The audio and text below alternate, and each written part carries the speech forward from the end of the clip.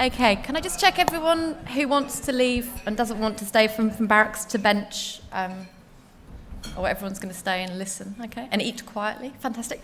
Can I just remind everyone to keep their mobile phones switched off as well during this.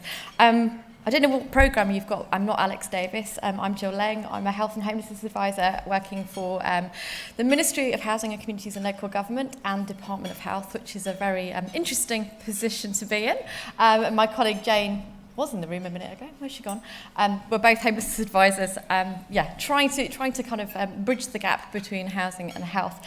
I'm not going to talk anymore. I'm just simply going to introduce our first speaker, Jer. They've promised me they're not going to talk for 2.5 hours, and then we'll have some time for questions after that. Okay. Hello, everyone. My name's Jer Fowler. I am the Chief Executive and Founder of Veterans in Crisis Sunderland. Thanks for coming. I know you're all enjoying your meal. I don't know why we were put on when it was dinner time. I'd like to thank the people watching on live stream as well, which happens to be our clients in our building, the ERV, and Claire, my office manager, for sorting that out. So homelessness, it affects people in different ways, but different groups, like veterans, seem to be hard kind of to reach. That being because veterans are very proud people and they don't really like to ask for help. And it's my experience that using a peer research approach is the best way to do it, because veterans will speak to other veterans. This is Johnny from Conclusio, and he's here to speak after me about the partnership work that we're doing. If I can tell you a little bit about myself, about my life, I joined the army when I was 16. 16-year-old joining the forces. I went to Northern Ireland when I was 17, then I went out on the streets of Northern Ireland when I was 18. Unfortunately, I was involved in a terrorist attack where 8 people died. That was never spoken around. From there, my whole outlook on life changed. I started taking drugs, drinking. I'm not sure if this is what happened because of the incident, what happened in Northern Ireland, or because it was 1988 and the rave scene had started. So I don't want to blame everything on what I did on my experiences in the army. When I left the army, I carried on doing that. And then my best friend who I'd been in the army with killed himself. And that affected us really badly, so I went to the doctors about that. And the doctor said that it's probably something to do with what my experiences in Northern Ireland and not speaking about it. So I ended up going to psychiatrists and psychologists, and basically I was diagnosed with PTSD. This was in 1994. I suffered a lot of alcohol and drug problems, a lot of anger and violence issues, but I sort of self-isolated. I didn't ask anyone for help because I felt ashamed. And I realise now there's nothing to be ashamed of with mental health problems, but at that time in 1994, it did seem like a different world from what it is now. Sorry. So you can laugh at this part if you want. Part of my recovery, the psychiatrist just says to get a dog, get us out, stop being self-isolated. So I did that, and then about a year later I got attacked off dogs and nearly killed. I ended up with 3 discs out my back, 34 puncture wounds, 28 stitches in my arm, 8 in my leg. And because of that, I ended up really bad injuries. I couldn't hardly walk, and I became addicted to painkillers, tramadol. I attempted to take my life because of that. I was smoking a lot of weed, drinking a lot of alcohol. Basically, my life was a mess. But luckily for me, 10 years ago, I changed that all around. I stopped taking any kind of drugs, painkillers, anything the doctor gave us. I stopped smoking weed and I stopped drinking alcohol. And my life's been a lot better since then, to be quite honest. That's a little bit about my life. So, the definition of a veteran. I imagine you probably all think a veteran is an old guy, Remembrance Day, loads of medals. But a veteran is anybody who has served 24 hours in the forces. So can be someone who just joined, got injured in the first day, and had to leave because of medical reasons, all the way up to D-Day veterans. The clientele I have is the youngest is 20 and the oldest has just died and he was 103. I don't think really that anybody should sort of knock anybody for getting help for being a veteran if they've only been in for a day. You know, when I was young and the IRA were active in England, they were shooting people at the careers office. You know, so to me, if you've served a day, you're a veteran. What we like to see now is armed forces. Have you served in the armed forces? And that takes away a little bit of the veteran part of it. So people, you might say, have you a veteran? People will say no, but then if you say, have you served in the armed forces? They'll say yes. I'm just going to play you a little video of one of our clients. Well, I hope I am. I've pressed the button, so I'm hoping it starts. I've never had any support all my life. Like, the only support I had was my mother, and she passed away in 2005. To think that I've got veterans in crisis and the rest of the city behind us, it's a feeling that I can't explain, because like I say, I'm not used to it. I'm just waiting for the donkey kick me. I'm just waiting for something shit to happen to us and be let down like I have been all my life. But I say sincerity in veterans in crisis. We went to the football and I seen the sincerity behind the Sunderland fans. I seen the sincerity when I see people wearing the veterans in crisis t-shirts, and to know that I'm part of that group. I was 9 days on the streets, covered in shit and stinking of drink and cold, hungry, fed up, just at the end of my tether, just wanted to die, like I just really did. And I went to housing one Monday morning and they asked us to go up to the basis at church to get something to eat and drink and then go back down. One of the questions I was asked is if I'd ever been in the military, and I said yes, I tried it. And she says, I know a man called Joe. She went, I'll give him a ring if you want. And I went, please yourself, like, and she was dog shit. He came up within an hour, filled out some papers. He asked what my regimental number was, 25070512. He took us back down to the housing. He stuck with us for the best part of 3 hours, maybe more. And within 3 hours, he found us an accommodation. So that's just one of the clients that we help at Veterans in Crisis. So when I started Veterans in Crisis, it was only 2 years ago. I only started by myself with a £10 pay-as-you-go mobile phone, nothing else. And my office was Greg's, to be honest. So I would just take the clients in there, buy them a cup of tea. What's wrong with that, mate? Cup of tea, and I would have a chat in there. I've been lucky enough to grow it now into having a 4-story building, in 2 years. But going back to Neil was quite a complex case: drugs, alcohol, homelessness, and a lot of people had shunned him. A lot of services had said, well, you didn't turn up for 3 appointments, so we're not going to help you. And to me, people should have as many times as they want to drop that off. There shouldn't be a 3-strike rule. I understand everyone's busy, but if I could start something up with a £10 pay-as-you-go mobile and do all the work that I do, I also have a full-time job at Northumbria University, so I work 18 hours a day to get this sorted. So if I can do it, other people should be able to do it. And to say to somebody, we can't help you because you didn't turn up 3 times when they've got drug and mental health problems, alcohol problems, or maybe they haven't got an address, so how do they get these letters to say that they've got these things in the first place? So when I set it up, these were all things that I had into my mind, that we would never ever knock anybody back or say, no, you've had your chance, so people can come and go as they please.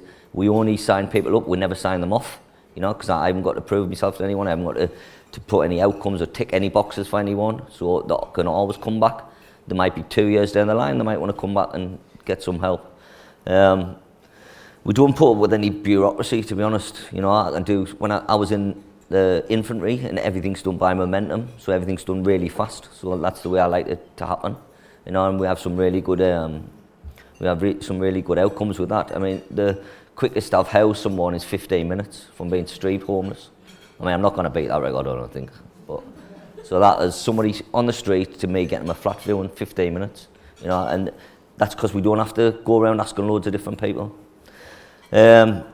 we don't like say like we have a hands-off approach to people. Everything is we refer and accompany people. So we would get a client, and then we'd take them to where they've got to go. Then I'd sit in with them, and then I'd write it down, and then I'd tell them when they came out, and then I'd tell them when the next appointment was, and then I'd take them again, just until they build a little bit of confidence up and they can do all that themselves. So, like I said, we don't like aim for outputs. We just want people to get on in life, you know. So the ERV, it stands for Emergency Rendezvous.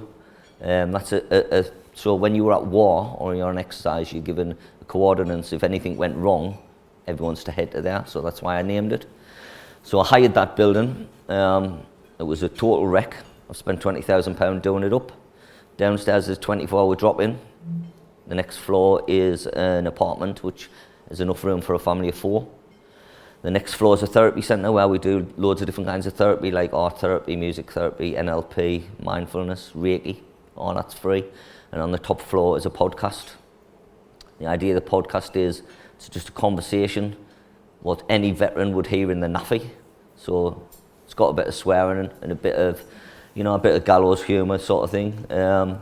It's something that we thought that would reach a bigger audience. So if somebody was actually self-isolating, they can listen to that. And we've had lots of people contact us because of that and say, oh, I thought I was the only person these things happened to. Unfortunately, the ERV, because I was renting it and I spent 20 grand doing it up, the landlord put it up for sale the day I opened it. So now I'm doing a crowdfunding thing to try and raise the money. It's only 120 grand, which is a hell of a lot of money to me, but if you all put 50 grand in each, we're going to be sorted.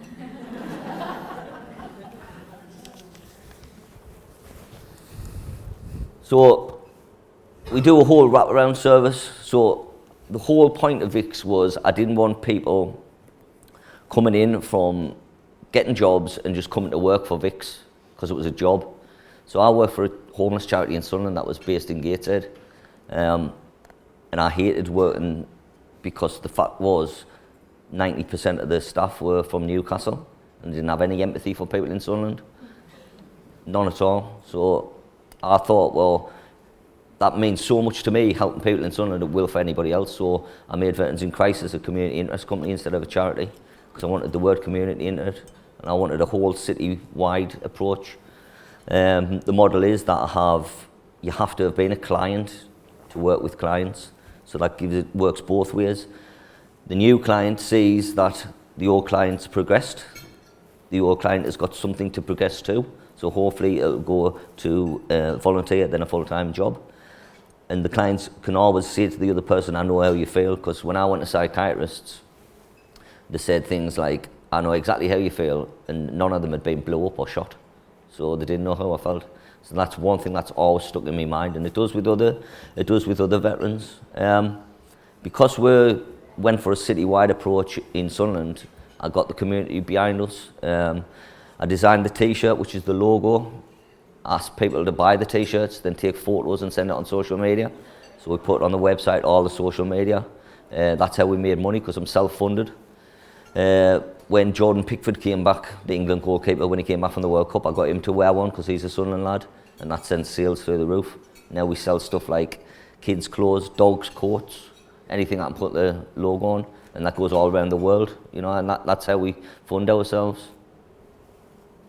We have a lot of training and support as well. We get local companies to train our clients up and take them on and give them jobs. We have things happen so quickly that we have a coffee morning in a place called the Gunners Club. We get about 50 clients there.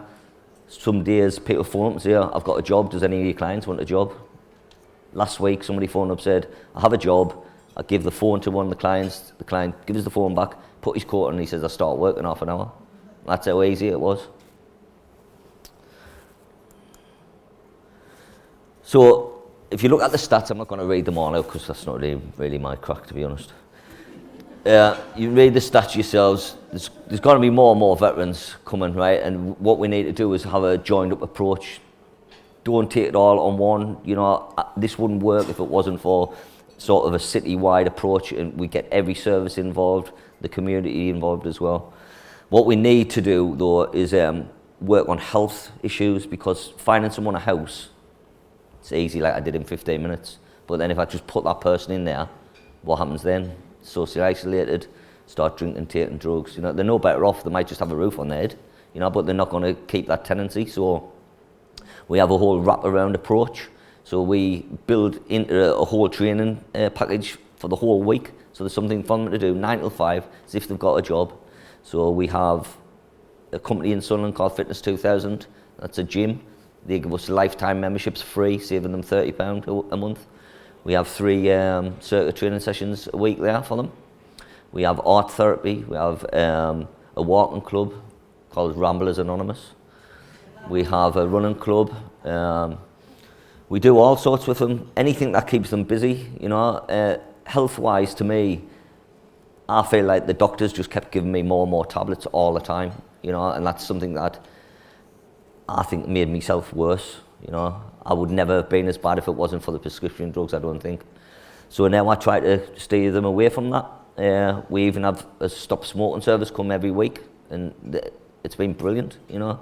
Some of the clients have now progressed from drinking, taking drugs, smoking, no fitness at all, to doing 5 and 10k runs. You know, it's unbelievable. It's great to see. The Beacon of Light in Sunderland, that's part of Sunderland AFC, they actually put sporting events on every Friday for us as well.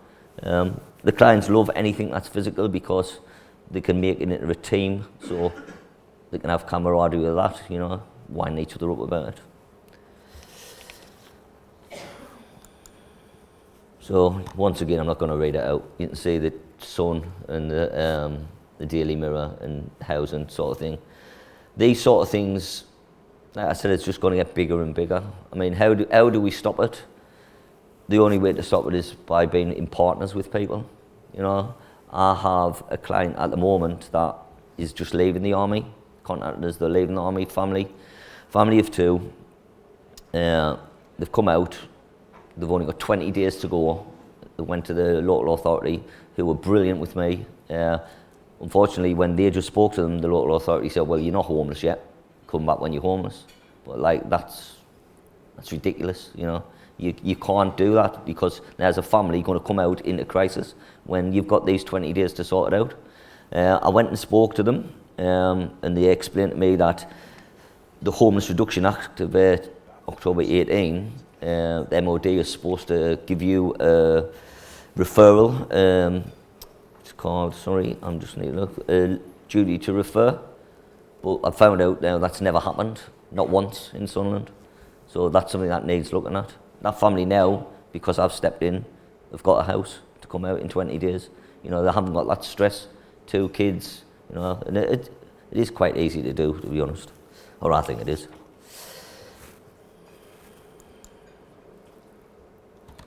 Right, the people that are slipping through the net, this is all sorts.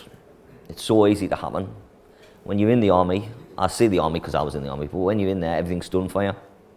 So you get a lot of people leaving, and they don't actually know how to get a doctor. They don't know how to apply for a house.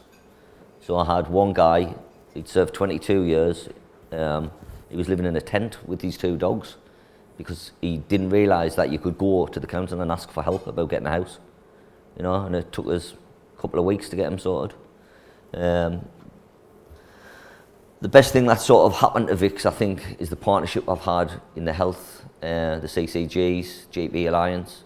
I was lucky enough to get into them at an early stage, and what we've managed to do is we've managed to get an Armed Forces champion in every GP surgery in Sunderland, the wider Sunderland area. That's never been done before anywhere. Because of that, I've managed to get Armed Forces champions in probation, DWP, even the football club. So it's a whole city that we have Armed Forces champions. So anything that happens with any veteran, they've only have to phone 1 number or email 1 person, and then we can go from there.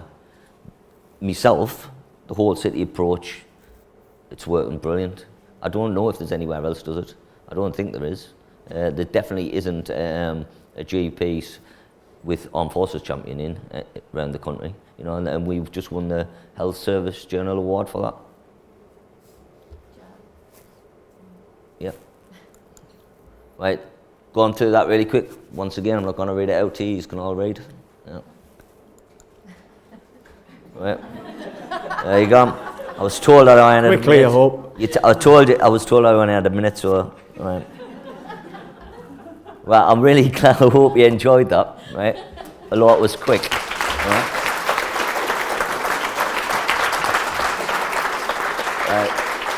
Thank you very much for listening. I'm going to hand you over to Johnny from Conclusio, who is partner us in the next venture. Johnny. Thanks, yeah. I've got to find where I am in the presentation now. There we go.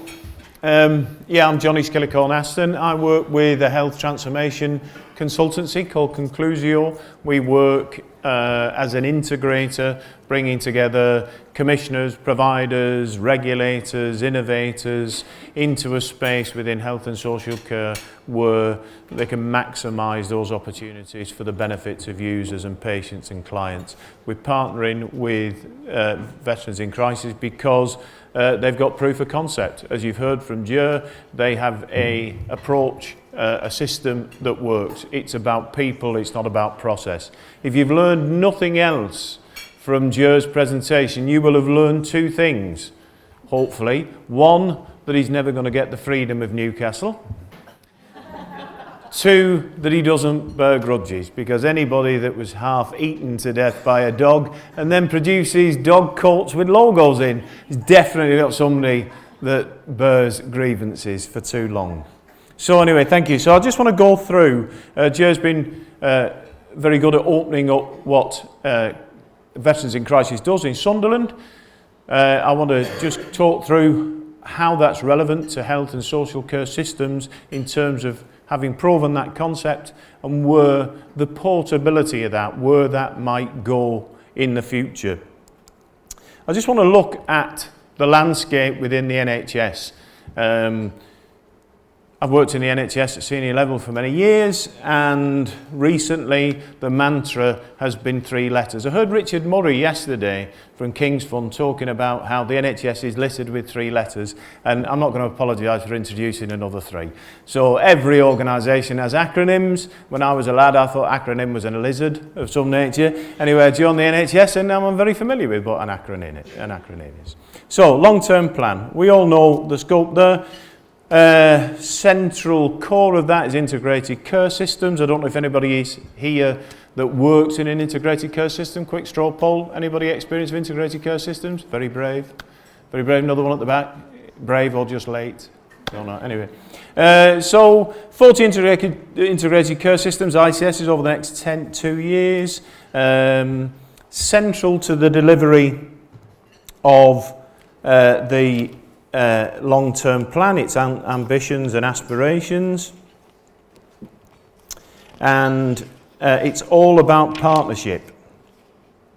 Typically serving a population of 500,000 to 1 million, and roughly 70 to 90% of the work within an ICS should occur at the place and neighbourhood level. So I heard again, I think it might have been Richard yesterday talking about the heavy lifting, somebody talking about the heavy lifting being done. It's been done at that level. The transformation, the innovation, the reconfiguration, the developing of new service frameworks and pathways is being done at that level. Instrumental in that is the nascent primary care networks. Another acronym for you, PCN, love it. I can keep doing this all day. So primary care networks, anybody experience of working within a primary care network? So GP practices coming together in a sort of federated model, working for a population of around 30 to 50,000, providing core contract offer and enhanced services, whether that be locally or direct. Providing a sort of premium benefit for patients around that core offer. And primary care networks offer a huge potential to integrate care and improve services. So that's the landscape we're dealing with. Now, we've heard from Jer about the sort of help that veterans need. I've worked with ex-service organisations, I've worked within the ex-service community. I'm married to an army nurse, And if anybody has any experience of army nursing, I can tell you now they kill more men than the infantry. So I have that experience, you know, so it's something that I'm aware of. I know from Jer's history, what he spoke to me about is that he wanted to help himself by helping others. And it's often the case that doing something positive for others brings benefits to those that are doing that doing. And I just want to look at the statistics. Jer looked at the statistics before. Sorry, I've got that slide.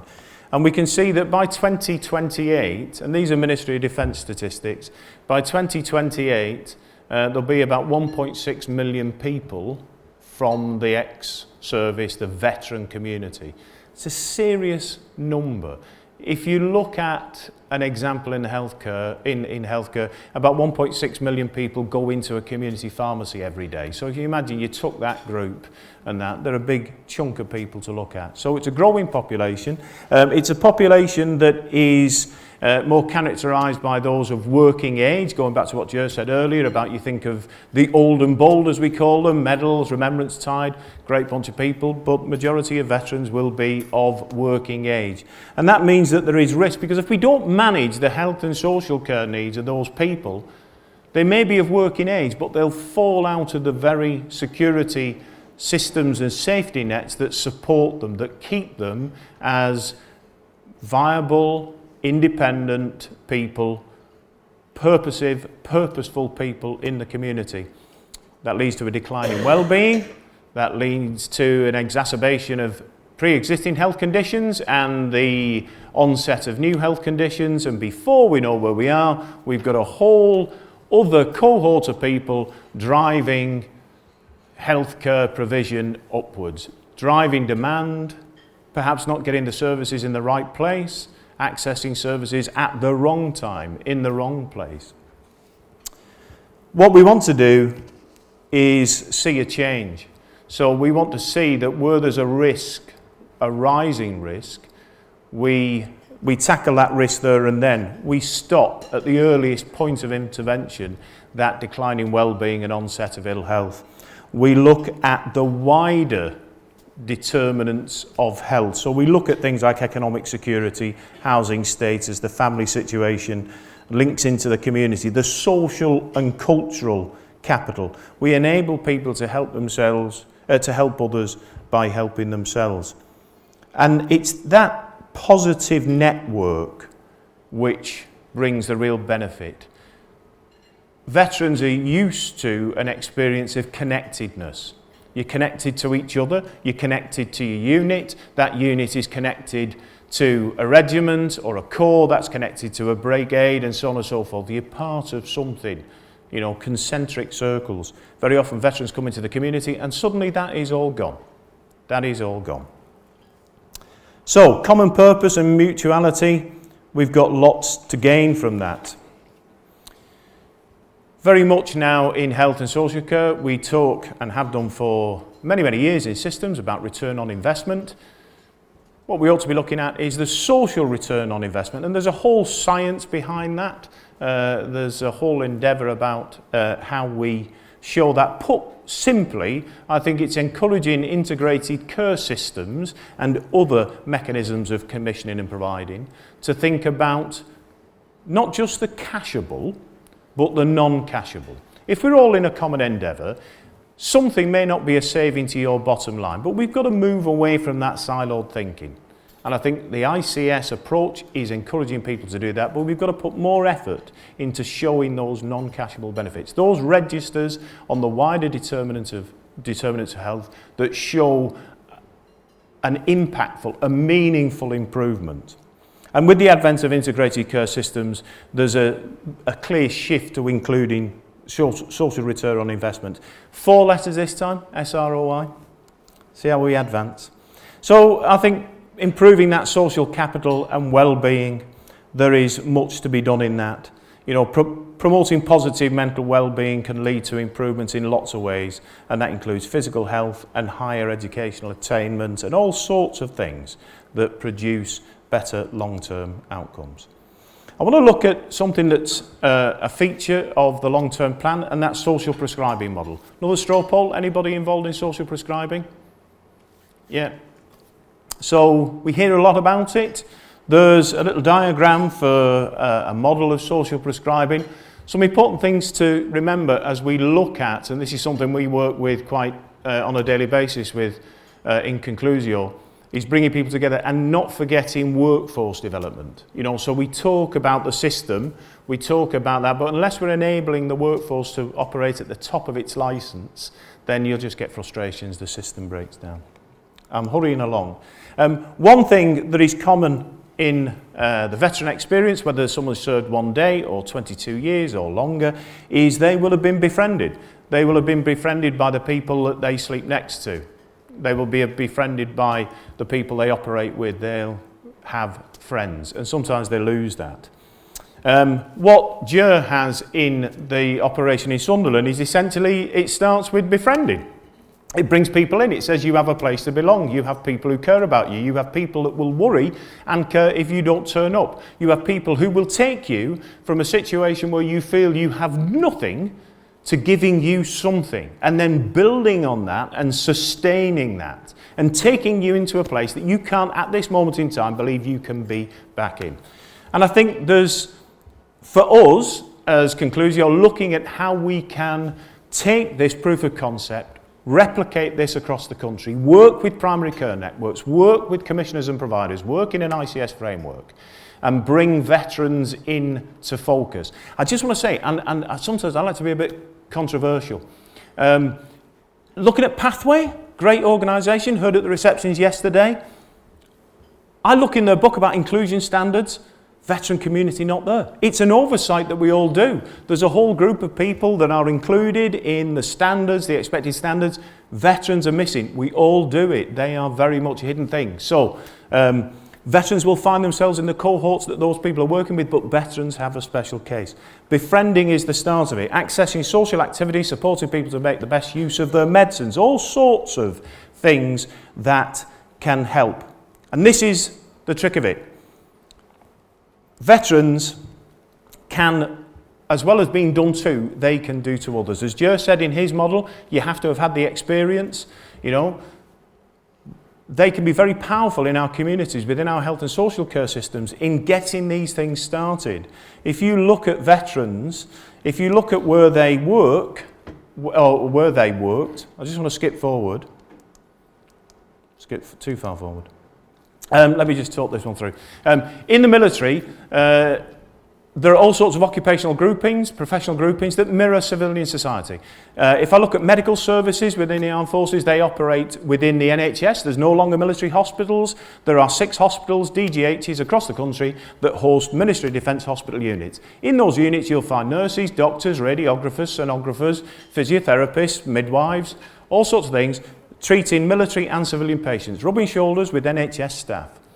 They've got the very skills that can be of use in a community support scheme, a befriending scheme that puts veterans in touch with veterans and then takes it wider. Because in the wider military, you'll have people who've been involved in logistics, they'll have done organisation, management, all sorts of things. They have skills to bear that can be brought into positive, meaningful activity to support those people who need support most in our communities. Those people who need befriending, those people that need help building their social and cultural capital, those people that need support to stop the decline of well-being into ill health. So what we're looking to do, and very quickly summing up, is to take that model and try and bring it into commissioning provider-based systems, alliances, and use that very forcefully in areas like social prescribing, befriending, and so on and so forth. If you want to talk to Jer and I afterwards, please come and see us, and we'll tell you even more. Thank you very much.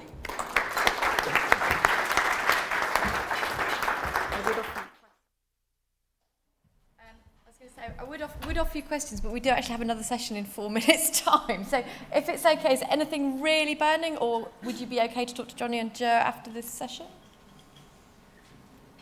No one anything? Okay, well, thank you very much. And another session here in 4 minutes, I think. Thank you. 5 minutes.